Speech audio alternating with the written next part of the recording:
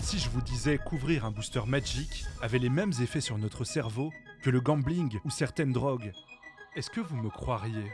Allez, on va voir pourquoi et surtout comment les TCG nous rendent accros. Avant, les cartes à collectionner, c'était dans les paquets de céréales ou de cigarettes, je déconne même pas, comme les cartes de baseball. Alors attention, même si certaines d'entre elles valent le prix d'une maison ou d'un yacht ou d'une station spatiale internationale, elles n'en restent pas moins que des objets de promotion. Parce que quand on achète un paquet de céréales, on a des céréales. Spoiler. Et parfois une carte bonus.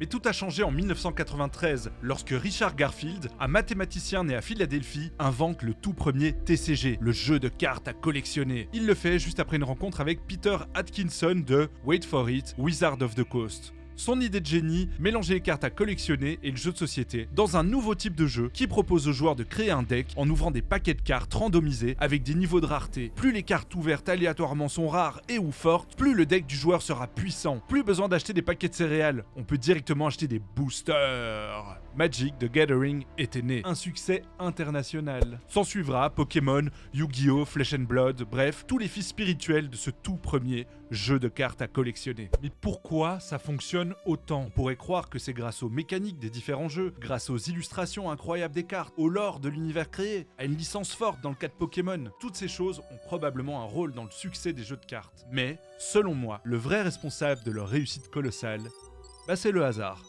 Non mais je suis pas en train de vous dire que Wizard of the Coast a eu de la chance avec Magic ou Pokémon, mais plutôt que ce genre de jeu laisse énormément de place à la chance, et donc au hasard, que ce soit au niveau du gameplay ou, ce qui nous intéresse ici, au niveau de la découverte des cartes. Et ce hasard, il nous fait acheter des boosters pour ouvrir des cartes que l'on veut posséder. En d'autres mots, il nous fait prendre des risques, car contrairement au paquet de céréales, on n'est jamais sûr d'en avoir pour notre argent. Et ça, notre cerveau, il adore. De nombreux scientifiques ont démontré que ce genre de pratiques, les boosters, les lootbox, le gambling, ont une fâcheuse tendance à foutre le système de récompense de notre cerveau dans tous ses états. Et on le savait bien avant de créer toutes ces horreurs. Au début des années 30, Burrus Frederick Skinner, ouais son prénom c'est Burrus, et alors un psychologue américain qui aimait beaucoup tester des trucs sur les animaux, a mis en place une expérience appelée la boîte de Skinner. Le but, comprendre comment conditionner les animaux à effectuer des actions sur base de stimuli. Concrètement, il a mis des rats dans des boîtes, ces rats devaient baisser un petit levier, ceux de la première boîte recevaient un morceau de fromage tous les X étant le nombre de fois que le levier avait été baissé. Ceux de l'autre boîte ne recevaient rien. Les rats qui s'empiffraient de frometon étaient bien évidemment plus motivés à baisser le levier. C'est le principe d'un renforcement positif. Mais il y avait une troisième boîte, et dans cette boîte, l'accès était randomisé. Parfois fromage, parfois pas fromage. Et les observations de Skinner sont flippantes. Les rats, qui ne savaient pas s'ils allaient recevoir un morceau de fromage ou non, étaient les plus motivés, allant jusqu'à baisser le levier des centaines de fois, frénétiquement, jusqu'à être récompensés. C'est ce que l'on appelle un renforcement intermittent, une technique utilisée pour renforcer un comportement en associant une action à une récompense de manière aléatoire. Cela peut rendre le comportement plus résistant au changement et plus difficile à oublier. Vous voyez où je veux en venir? Le fromage, c'est votre Liliana. C'est votre Giratina 5 Alternate Art ou votre œil d'Ophidia. Quand vous ouvrez une carte qui vaut cher, votre cerveau vous balance un gros shoot de dopamine, un neurotransmetteur actif dans le système de récompense, de motivation et malheureusement d'addiction. Mais la dopamine a d'autres implications, y compris celle du renforcement des comportements. Lorsqu'une personne réalise une action qui donne un renforcement, comme ouvrir une carte cool, ça envoie un signal de plaisir au cerveau, et ça libère de la dopamine dans les synapses. C'est cette libération de dopamine qui renforce le comportement en question, ce qui peut entraîner une répétition de l'action dans l'avenir. C'est l'une des raisons pour lesquelles les comportements liés à des renforcements intermittents, comme jouer à un jeu de hasard, peuvent devenir addictifs. Il existe des types de cerveau, comme les TDAH, qui souffrent d'une déprivation en dopamine et qui sont donc très friands de ce genre de petits boosters. Jeu de mots. Et c'est peut-être l'une des raisons pour laquelle on trouve beaucoup de neuroatypiques dans le monde des TCG. Mais ce n'est pas le sujet de la vidéo. Revenons-en au hasard. Cette randomisation a un rôle majeur dans le caractère addictif des jeux comme Magic ou Pokémon. Et la notion de risque-récompense qui brouille notre cerveau les rapproche tout bonnement des jeux d'argent. Tiens, mais c'est quoi un jeu d'argent?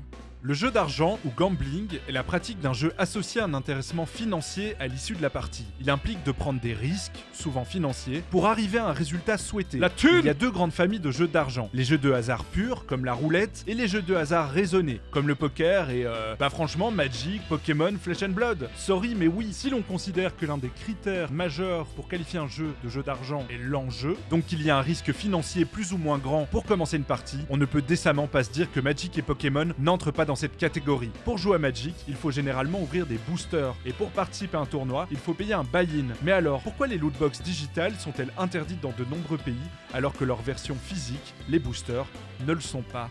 Alors j'ai contacté la commission des jeux de hasard de Belgique pour cette vidéo, mais je n'ai jamais eu de réponse. Comme par hasard.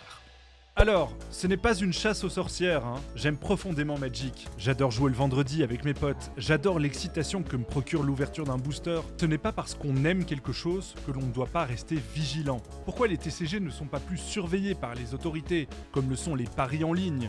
On peut se dire que le rôle premier d'un booster est de jouer en draft, et donc d'offrir une expérience de jeu, ce qui permet d'alléger l'enjeu, puisque cette expérience devient ce que l'on achète, et non une hypothétique récompense. Cette logique permet probablement aux jeux de cartes à collectionner de passer entre les mailles du filet, mais dans le cas de Magic, la multiplication des produits, les boosters collector, les sets boosters et tous les autres produits directement pensés pour la collection mène de plus en plus le jeu sur la ligne très fine entre le jeu de cartes et le jeu d'argent. Mais est-ce qu'il y a une solution ?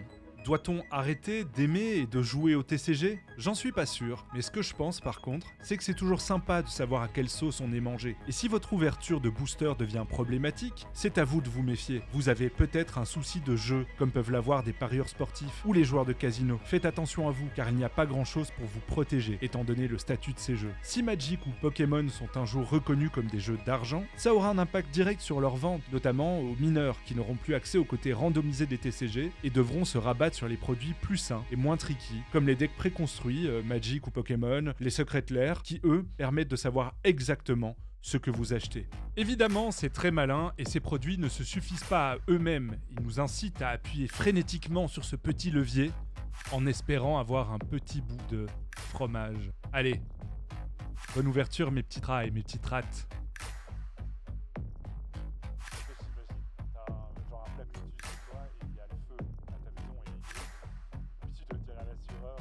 Non, mais j'ai un truc. Franchement, ça avait 100 000 euros, je vous promets. Ouais, mais